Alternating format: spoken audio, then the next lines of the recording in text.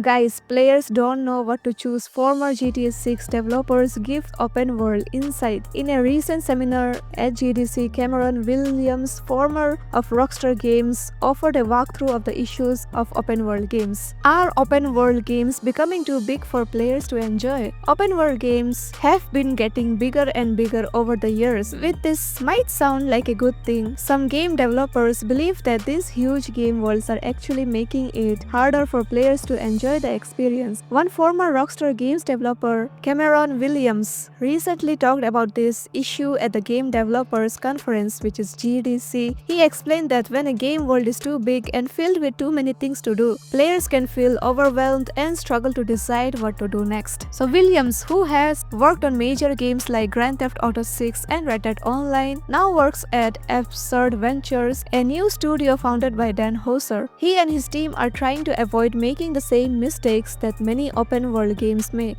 According to him, modern open world games often suffer from what it is known as analysis paralysis, a situation where players are given so many choices that they end up not making any choice at all. And why are open world games becoming a platform problem? In the past, open world games were exciting because they gave players freedom to explore and discover new things. However, as game worlds have becoming larger and more complex, this sense of excitement has started to fade. Here are some reasons why. Too much to do. Some games now have maps filled with hundreds of objectives, side quests, collectibles, and activities, like example GTA 6 and Red Dead Online. While this might seem fun at first, many players feel exhausted just looking at all the things they have to do. Instead of feeling like an adventure, it starts to feel like a long checklist of tasks and time investment. Modern games require players to spend a lot of time traveling from one location to another. If the game does not provide an interesting or rewarding experience along the way, players can get bored quickly. Many players just want to enjoy the main story but feel forced to explore because the game world is too big.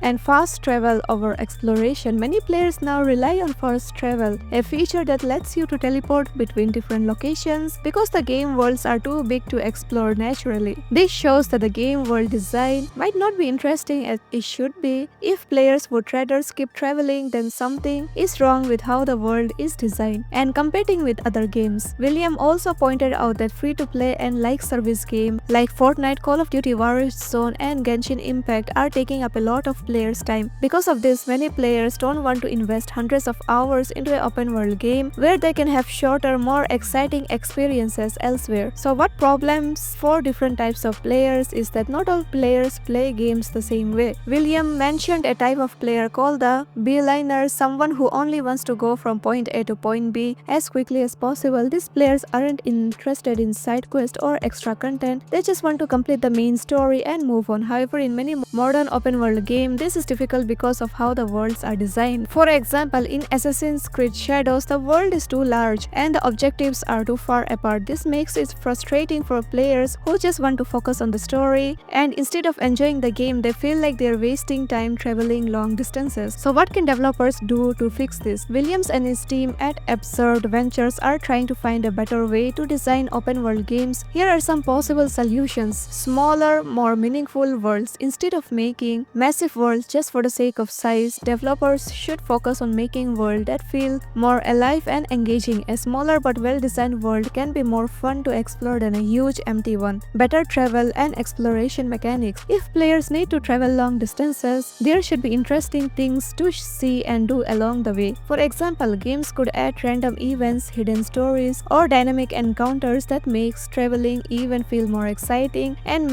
more player choice, where games should give players more control over how they play. If someone only wants to follow the main story, they should be able to do without being forced into unnecessary activities. So in conclusion, open world games are not necessarily bad, but many of them have become too big and overwhelming for the average players. Instead of being fun and exciting, they often feel like a second job. Developers need to believe and find a balance between creating large, immersive worlds and making sure that players actually enjoy exploring them. What do you think about this, guys? Do you enjoy massive open world games, or do you find them too overwhelming? Let me know your comments and opinions down below, guys. I would love to hear from you. And in last video, we have already talked about GTA 6 trailer to rumored to be released in April, and Take-Two Interactive removes GTA 5 mod that added GTA 6 map. So this is an incident that both caught the attention of the gaming community, where Take-Two Interactive, the parent company of Rockstar Games, took action against a popular Grand Theft Auto 5 mod. And let's not forget about guys Rockstar's random support from a Danny Dyer movie. Out of nowhere, Rockstar Games recently broke into its long silence, but not in the way anyone expected. Instead of dropping hints about GTA 6, they used their social media to promote a British movie called Marching Powder, starring Danny Dyer and directed by Nick Love. This caught fans completely off guard. Why would Rockstar suddenly decide to support a random British film instead of sharing updates on the most anticipated games of the decade? There are a couple of possible explanations. Is that some fans immediately theorized this could be a hint that Danny Dyer will appear in GTA 6. Dyer famously voiced Kent Paul, a fan favorite character from GTA Vice City 2002 and GTA San Andreas 2004. This could mean Kent Paul is returning in GTA 6.